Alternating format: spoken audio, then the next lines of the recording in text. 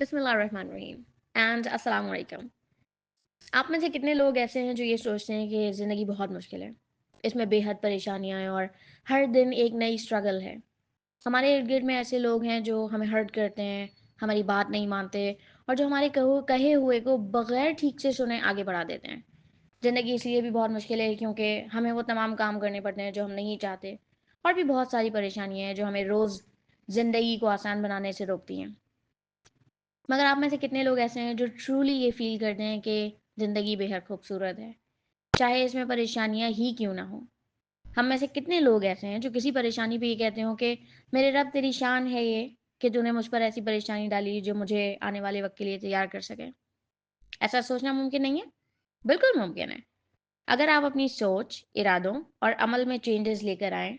आपसे एक सवाल करती हूँ, क्या आपने कभी सोचा कि हमारे प्रॉफिट्स जिनके किरदारों की मिसालें खुद कुरान पाक देता है, उन्होंने कितनी ही मुश्किलात का सामना किया मगर फिर भी उनमें से कुछ सिर्फ और जिन जबकि उनके मानने वाले कम से कम थे, जैसे नूह अलैहिस्सलाम 950 साल जिंदा रहे मगर ऑलमोस्ट 120 सालों में उनके तकरीबन अराउंड 80 फॉलोअर्स बने।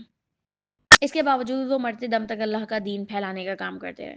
तो सवाल ये है कि उनको इतनी मोटिवेशन कहाँ से मिली? आज हमें हर थोड़े वक्त में किसी किसी की एडवाइस, काउंसलिंग या एक इंस्पिरेशन की ज़रूरत होती है जो हमें मोटिवेट कर सके ताकि हम अपने गोल्स पूरे कर सकें। मगर ऐसा है ही क्यों? जब हम जानते हैं कि ऐसे लोग भी दुनिया में मौजूद थे और हैं जिन्हें मोटिवेशन अंदर से मिलती है, तो क्या डिफरेंस है उन लोगों में और बाकी सब में, और क्या आप भी खुद को अंदर से मोटिवेट कर सकते हैं? अल्लाह ताला को ज़िया पसंद नहीं है, वेस्टेज। और इंसान को बनाने के पीछे उसका एक बहुत बड़ा मकसद था। मगर हमारी ज़िंदगियाँ जो हमें बहुत परेशान रखती हैं, उनमें असल में कोई मकसद ही नहीं है। आप कहेंगे कि आपकी ज़िंदगी में बहुत सारे गोल्स हैं, जैसे पढ़ाई कंप्लीट करना, शादी करना, जॉब करना, प्रमोशन हासिल करना, फैमिली का ख्याल रखना, लाइफस्टाइल अच्छा करना और अच्छा खाना। मगर हर मकसद अधूरा है और आर्जी है, और सिर्फ एक अमल करने की ख्वाहिश है जब तक उस मकसद के एंड पर अल्लाह ना हो। हमारे गोल्स, चाहे वो अच्छा खाना हो, रिश्ता जोड़ के रखना हो या अच्छी जॉब करना हो, ज़्यादातर टेम्पररी चीज़ों से जुड़े होते हैं जिनमें बहुत सारी एक्सपेक्टेशंस होती हैं। ऐसे गोल्स में कामयाबी की खुशी भी आर्जी होती है और उनमें परेशानियां फेस करने का दुख भी बहुत ज़्यादा होता है, और उनके रिजल्ट्स भी आर्जी होते हैं। मिसाल देती हूँ एक नॉर्मल लड़के की। उसने पढ़ाई की इस मकसद के साथ कि अच्छी जॉब करनी है। उस पढ़ाई में जब भी कभी रिजल्ट्स अच्छे नहीं आएंगे, उसके पेरेंट्स की और उसकी एक्सपेक्टेशंस हर्ट होंगी।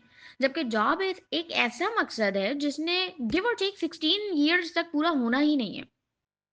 वो इन्हीं परेशानियों का सामना करते हुए जॉब ढूंढेगा, इस मकसद से कि अच्छी सैलरी हासिल करे और शादी करे, उसको एक ऐसी वाइफ मिले जो उसको समझे, खुश रखे और उसके माँ बाप की खिदमत करे। मगर जब भी उसकी जॉब में चैलेंजेस आएंगे, उसकी एक्सपेक्टेशंस डैमेज होंगी, इस मकसद के हुसूल के लिए जो उसे पता भी नहीं है कि कितने सालों में पूरा होगा। लेट्स जस्ट से फिर उसकी शादी हो जाती है। मगर क्योंकि उसका मकसद सबको साथ रखना और अपनी आसानियों और माँ बाप की खिदमत थी, वो अपनी ही वाइफ से बेजा एक्सपेक्टेशंस रखता है, ये सोचकर कि उसके माँ बाप बूढ़े हो रहे हैं। एक वक्त आता है उसकी अपनी फैमिली बनती है और वो मजीद कमाने को अपना मकसद बना लेता है ताकि उसके बच्चों को अच्छा फ्यूचर मिल सके। और इस मकसद को हासिल करने के लिए वो वही एक्सपेक्टेशंस जिन्होंने उसकी अपनी लाइफ को एक कांस्टेंट स्ट्रगल बना दिया था, वो अपने बच्चों पे इन्फोर्स करता है। और जब वो पूरी नहीं होती तो वो हर्ट होता है। एक ऐसा वक्त आता है जब वो खुद बूढ़ा होना शुरू हो जाता है और बहुत जल्द ये एक्सेप्ट करके कि अब उसका ख्याल उसके बच्चे रखेंगे, एक्सपेक्टेशंस के ब्रेक होने और हर्ट होने की साइकिल चलती रहती है। ये सिर्फ एक आम मिसाल थी और ऑब्वियसली इसमें बहुत ज़्यादा वेरिएशंस आ सकती हैं। मगर ये सब करते हुए हम भूल जाते हैं कि हमारा गोल अगर फ्यूचर है तो उसको हासिल करने का अमल प्रेजेंट में है। जिसका मतलब ये हुआ कि हमारा मकसद हमेशा प्रेजेंट होता है, ना कि फ्यूचर। और ये तमाम मकासद जो मैंने अभी एग्जाम्पल में यूज़ किए हैं, वो जबकि एक इंसान के लिए अल्लाह ताला ने नेचुरली रखे हैं, मगर वो सब टेम्पररी हैं और सिर्फ आमाल हैं जब तक उनकी नीयत अल्लाह ताला खुद ना हो।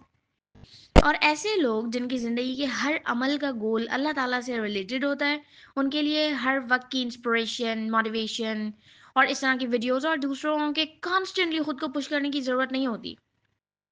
उनकी भी कहीं पर एक्सपेक्टेशंस टूटती हैं, मगर वो मायूस नहीं होते क्योंकि वो जानते हैं کہ یہ صرف ایک عارضی فیلنگ ہے اور اس میں اللہ تعالیٰ کی طرف سے ان کے لیے لازمی کوئی نہ کوئی سبق موجود ہے جو انہیں آگے والی ہر آنے والی مشکل کے لیے تیار کرے گا۔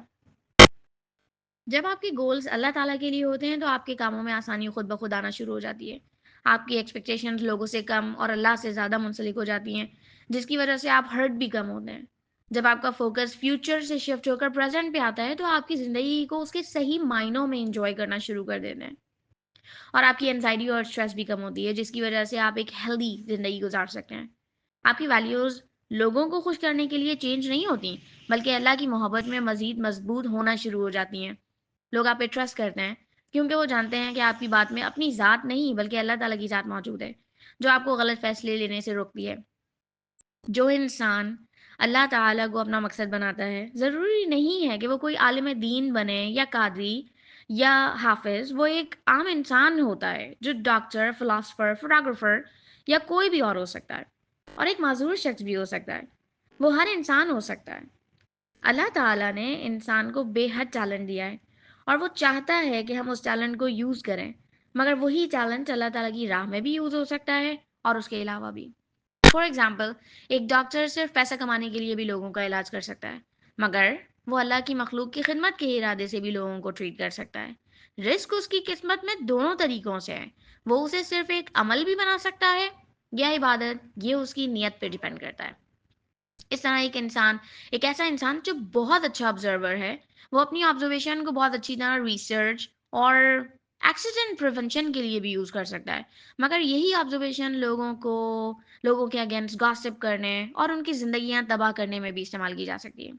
غرض یہ کہ ہر انسان اپنے ٹیلنٹ کو اللہ تعالیٰ کی راہ میں یوٹیلائز کر کے ایک اچھی اور جدید زندگی گزار سکتا ہے، مگر ہم تفکر کرنے کو بہت غلط سمجھتے ہیں۔ وہ مفسرین اور علماء جن کی کتابیں پڑھ کر ہم علم حاصل کرتے ہیں، ان کا گول اپنے آپ کو ہمیشہ صحیح ثابت کرنا نہیں تھا، بلکہ علم پھیلانا تھا، اپنی سوچ کو وسیع کر کے لوگوں تک نالج پہنچانی تھی۔